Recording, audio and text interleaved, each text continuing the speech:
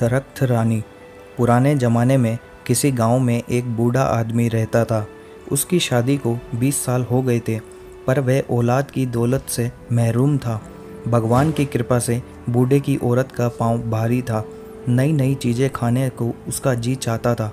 बूढ़ा भी अपनी बिसात के मुताबिक उसे खाने की चीज़ें लाकर देता था। एक रोज़ बूढ़े की बीवी को खट्टे मीठे बेर खाने की बहुत ख्वाहिश हुई। गर्मी के मौसम में बेर कहाँ मिलते हैं, फिर भी बूढ़ा बेरों की तलाश में जंगलों में भटकता रहा। एक दिन जंगलों में इधर उधर बेर तलाश करते हुए वह एक तालाब के किनारे पहुंचा तो एक बेर की झाड़ी नजर आई। बूढ़े को बहुत खुशी हुई। वह अपने दोनों हाथों से बेर इकट्ठे करने लगा। अभी झोली भर बेर ही तोड़े थे कि एक आदमखोर मगरमच्छ ने अपना बड़ा सा मुंह पानी से ऊपर निकाला और जोर से सांस खींची। उसके सांस लेने से एक जोरदार आंधी चली और बूढ़ा कमजोरी की वजह से अपने को न संभाल पाया और तालाब में आ गिरा। बूढ़ा अपने को संभालते हुए किनारे तक पहुंचना ही चाहता था कि मगरमच्छ ने इसके पांव पकड़ लिए। बूढ़ा उससे कहने लगा, भाई, खट्टे मीठे बेरों की तलाश में मेरे पांव घिस गए और फिर जब बेर मिले तो मेरे रास्ते में तू रोड़ा बनता है। तेरी यह मक्कारी मुझ पर कोई असर नहीं करेगी। बहुत दिनों से इंसान का गोश्त खाने को नहीं मिला। तेरी करारी हड्डियों को चबाने में मुझे बहुत मज़ा आएगा। आज मैं तुझे खाऊंगा। मगरमच्छ ने लार टपकाते हुए कहा। क्यों, मुझे तू क्यों खाएगा? इसलिए क्योंकि तूने मुझसे बगैर इजाज़त मेरे बेर लिए हैं। भाई, मैं ये बेर बहुत मजबूरी में ले रहा हूँ। मेरी बीवी की हालत कुछ ऐसी है, मैं और मेरी बीवी अब और ज़्यादा इंतज़ार नहीं कर सकते। बूढ़े की बात सुनकर मगरमच्छ समझ गया। ओह, अगर ये बात है तो मैं तुझे नहीं खाऊंगा। तू अपनी राह ले, लेकिन मेरी एक शर्त है। क्या शर्त है? बूढ़े ने पूछा। अगर लड़का होगा तो तेरा और लड़की हुई तो मेरी। मंजूर कहकर वह बेरों की झोली संभालते हुए चल दिया।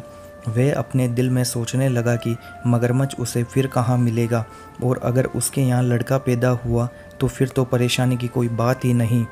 बूढ़ा अपनी बीवी की आव भगत में कोई कमी नहीं करता था। दिन पर लगाकर उड़ते रहे और एक दिन बूढ़े के घर एक खूबसूरत और बहुत तंदुरुस्त लड़की पैदा हुई। बच्चे को देखकर उसे मगरमच्छ की बात याद आई तो वह कांप उठा। लड़की का रंग गुलाब के फूल की तरह था। उसकी आंखें हीरों की तरह चमकदार थी। वह परियों की तरह हसीन और मासूम थी। ऐसी मन्नतों और मुरादों की लड़की मगरमच्छ के पेट में जाए, यह सोचकर बूढ़ा दुख से कांपने लगा। उसने सोचा कि अब वह कभी तालाब के किनारे नहीं जाएगा। बारिश का मौसम आया और नदी में बाढ़ आ गई। मगरमच्छ पानी में बहकर तालाब से निकलकर खेत में आ गया। अब उसे आसानी से शिकार मिलने लगा। एक दिन बूढ़ा खेत से सब्जी तोड़कर ला रहा था तो रास्ते में मगरमच्छ ने उसे रोककर सवाल किया, क्यों बे बूढ़े, मुझसे छुपता क्यों है? तुम मुझसे छुपकर कहाँ भागेगा? सीधी तरह बता, तेरे यहाँ लड़की हुई या लड़का? लड़की हुई है, बूढ़े ने सहमी हुई आवाज़ में कहा।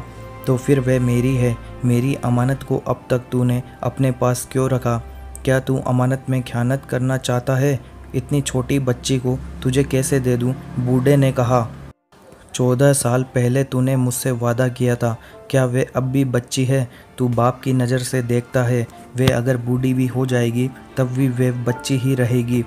तू मुझसे अब और बेवकूफ़ नहीं बना सकता। मैं तुझे चैन से रहने नहीं दूंगा। देख, अगर तूने लड़की को कल ही लाकर मुझे नहीं दिया तो मैं तुम तीनों को एक एक कर ख़त्म कर दूंगा। मगरमच्छ ने कहा, वह मेरी बेटी है। अपना खून तुझे मैं कैसे दे दूं? लोग क्या कहेंगे? बूढ़े ने सवाल किया। लोग क्या कहेंगे वह मैं नहीं जानता। तू क्या कहता है? वादा खिलाफ़ी करना चाहता है? मगरमच्छ ने गुस्से में चिल्लाकर कहा। नहीं नहीं, यह बात नहीं है। मैं चाहता हूँ कि मेरी बेटी को इस बात का पता न चले। और बूढ़ा कहते कहते रुक गया। तू क्या चाहता है? बोल।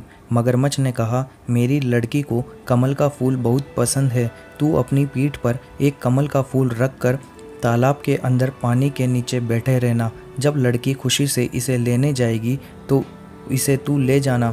मगरमच्छ को यह तरकीब पसंद आई। दूसरे दिन जब बूढ़े ने अपनी बीवी को बताया तो लड़की की माँ परेशान हो गई। वह अपने आप को कोस रही थी कि क्यों उसने बेर खाने की ख्वाहिश की। आज उसकी बेटी मौत के मुंह में जा रही थी। भगवान उसे मौत क्यों नहीं देता। उसका दिल रो रहा था, लेकिन वह लड़की से कह रही थी, बेटी कितने दिन हुए नानी के घर तू नहीं गई। वह तुझे याद कर रही है। तू आज अपने बाप के साथ नानी के घर जाएगी। 2 दिन रहकर वापस आ जाना। ननिहाल जाने की बात सुनकर बेटी को खुशी हुई। उसके लिए मामू का घर जन्नत से कुछ कम नहीं था। वहाँ की हर चीज़ उसे पसंद थी। वहाँ का चांद खूबसूरत था, वहाँ के फूल खूबसूरत और फल रसीले थे। नानी के घर जाने की खबर सुनकर वह खुशी से नए कपड़े पहनकर तैयार हो गई थी। बूढ़ा उसे लेकर जंगल और नाले पार करता हुआ उस तालाब के किनारे पहुंचा और बेटी को तालाब के किनारे बैठकर बोला, बेटी तू यहाँ बैठी रह, मैं अभी आया। बूढ़ा चला गया लेकिन वापस नहीं आया। उधर बेटी को एक बेहद खूबसूरत कमल का फूल नजर आया। वह सोचने लगी कि इतना खूबसूरत कमल तालाब के बिल्कुल किनारे खिला है, लेकिन उसे अभी तक किसी ने हाथ नहीं लगाया। हो सकता है किसी की नज़र उस पर नहीं पड़ी हो। बूढ़े की बेटी धीरे से पानी के अंदर गई। कमल के फूल की तरफ हाथ बढ़ाते ही कमल थोड़ा आगे खिसक गया। लड़की डरकर अपने बाप को पुकारने लगी, घुटने पानी हुआ है बाबा, कमल खिसकता जाता है। वह फिर आगे बढ़ने लगी। कमल फिर से खिसक गया। लड़की चीख कर अपने बाप को पुकारने लगी, छाती पानी हुआ है बाबा, कमल खिसकता जाता है। बाप वहाँ होता तो जवाब देता। उसे डर लग रहा था। वह सोच रही थी कि वापस चली जाए। उसी वक्त बड़ी बड़ी लाल आंखों वाला मगरमच्छ मुंह खोले पानी की सतह पर दिखाई दिया। बूढ़े की बेटी मगरमच्छ को सामने देखकर घबरा गई और चीखने लगी, लेकिन उसकी चीख जंगल में गूंज कर रह गई। पर उसका बाप वापस नहीं आया। मगरमच्छ उसको अपने बड़े बड़े पंजों में पकड़कर तालाब के दूसरे किनारे एक गुफा के अंदर ले गया और वहाँ लड़की को छोड़कर वापस आ गया। लड़की की मासूमियत और खूबसूरती को देखकर उसे खाने का इरादा इस वक्त उसने छोड़ दिया। राहगीर जो तालाब में नहाने या पानी पीने आते थे, उन्हें वह पेट भरकर खाता और उस आदमी के पास खाने का जो सामान होता उसे लाकर इस लड़की को देता। लड़की इस गुफा में पड़ी रहती, पर मगरमच्छ के डर से वह कुछ बोलती नहीं थी। इस तरह दिन गुजरते गए। चारों तरफ इस तालाब का मगरमच्छ आदमखोर के नाम से मशहूर हो गया था। डर के मारे कोई राहगीर इस तालाब की तरफ नहीं आता था। मगरमच्छ भूख से बेकरार होने लगा। उसने तालाब की बड़ी बड़ी मछलियों को खाकर ख़त्म कर दिया। अब वह भूख के मारे मरने लगा। जंगल की गाय, बकरी, भेड़ भी वह भूख की शिद्दत में खा गया। अब उसके डर से वहाँ कोई जानवर भी पानी पीने नहीं आता था। जब उसे जोर की भूख सताने लगी तो वह बूढ़े की बेटी के करीब आकर उसे अपनी लाल और ललचाई आंखों से घूरने लगा। बूढ़े की बेटी समझ गई कि अब उसकी बारी थी, लेकिन मगरमच्छ ने उसे उस दिन नहीं खाया। सोचने लगा कि अब उसके दांतों में धार नहीं थी, उन्हें लोहार से तेज कराने के बाद उस लड़की को खाएगा। यह सोचकर वह लोहार के पास चला गया। इधर बूढ़े की बेटी अपनी जान बचाने की तरकीब सोचने लगी। गुफा में जितने सोने चांदी के जेवरात मगरमच्छ ने लाकर रखे थे, उसने सबको इकट्ठा किया और एक टोकरी में रखकर सूखे पत्ते और छोटी छोटी लकड़ियों से उसे ढक लिया और अपने जिस्म पर कीचड़ लेपकर अपनी सूरत एक अंधी बुढ़िया जैसी बना ली और टोकरी कमर पर लाद कर लाठी टेकते टेकते जाने लगी। जैसे ही गुफा से बाहर निकली, उसी वक्त मगरमच्छ आ गया और दहाड़ कर पूछने लगा, तू कौन है? बूढ़े की बेटी डर से कांपने लगी, लेकिन बाद में खुद को संभालते हुए कहने लगी, तू अपनी गुफा की ओर जा, वहाँ तेरे लिए एक तंदुरुस्त लड़की मौजूद है, उसकी हड्डियाँ चबाने में तुझे मज़ा आएगा। मगरमच्छ उसे पहचान नहीं सका। उसके मुंह में इंसानी गोश्त के मज़े को सोचकर पानी आ गया और वह तेज़ी से गुफा के अंदर चला गया। बूढ़े की बेटी उससे छुटकारा मिलते ही घबरा कर दौड़ने लगी और घने जंगल में गुम हो गई। वह सोच रही थी कि जिस माँ बाप ने उसे धोखा देकर मगरमच्छ के हवाले कर दिया, वह उनके पास नहीं जाएगी। वह यही कुछ सोचते हुए घने जंगल में चली जा रही थी कि उसे शेर की गरज सुनाई दी। उसका दिल ज़ोर ज़ोर से धड़कने लगा। वह खौफ के मारे इधर उधर छुपने की जगह ढूंढने लगी। इतनी देर में एक हाथी के बराबर ऊंचा और बड़ा शेर उसके सामने आ गया। डर के मारे वह सामने एक बड़े बरगद के दरख्त के तने से चिपट गई और रो रो कर मजबूरन दरख्त से दरख्वास्त करने लगी, हे दरख्त, तू फट जा, मैं तुझ में समा जाऊं और तू बंद हो जा। ये सुनते ही दरख्त सचमुच फट गया और वह उसके अंदर चली गई और दरख्त बंद हो गया। एक दिन एक राजकुमार शिकार करने के लिए उसी जंगल में आया। वह दातुन के लिए एक शाख काटने लगा कि उसके कान में ये आवाज़ आई, राजकुमार धीरे काट, कहीं मेरी आँख फूट न जाए, मेरी नाक काट न जाए, मेरा हाथ टूट न जाए।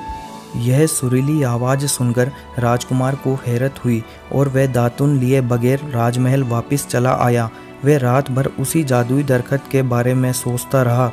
राजमहल में राजकुमार की शादी की तैयारियां हो रही थी।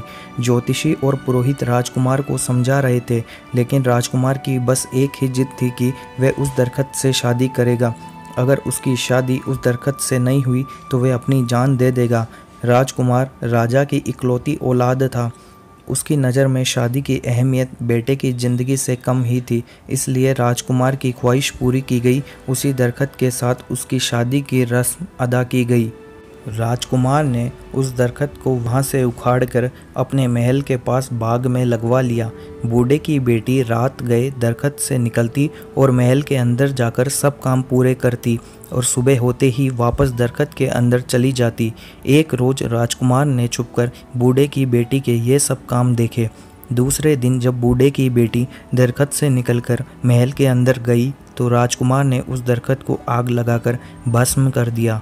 बूढ़े की बेटी दौड़ती हुई आई और बोली, तुमने ये क्या किया? इस पर राजकुमार ने कहा, इतना बड़ा महल है, तुम इसमें रह सकती हो, इस खूबसूरत बाग में घूम सकती हो, बेवजह इस दरख्त के अंधेरे में क्यों सड़ती रहती हो? और फिर मैं तुमसे बेहद मोहब्बत करता हूँ। मैंने तुम्हें अपनी रानी बना लिया है, मैं तुम्हारे बिना जी नहीं सकूँगा। लड़की तो सिर्फ मोहब्बत की भूखी थी। लड़की को लगा कि जैसे सारे जहां की खुशी उसे मिल गई हो। उस दिन के बाद दोनों राजमहल में हंसी खुशी रहने लगे। तो दोस्तों, आपको आज की कहानी कैसी लगी हमें कमेंट बॉक्स में बताएं। इस कहानी को लाइक कीजिए, अपने दोस्तों के साथ शेयर कीजिए और अभी तक आपने चैनल को सब्सक्राइब नहीं किया है तो चैनल को सब्सक्राइब कर लीजिए, ताकि जब भी मैं नई कहानी अपलोड करूं आप लोगों को उसका नोटिफिकेशन मिल जाए। धन्यवाद।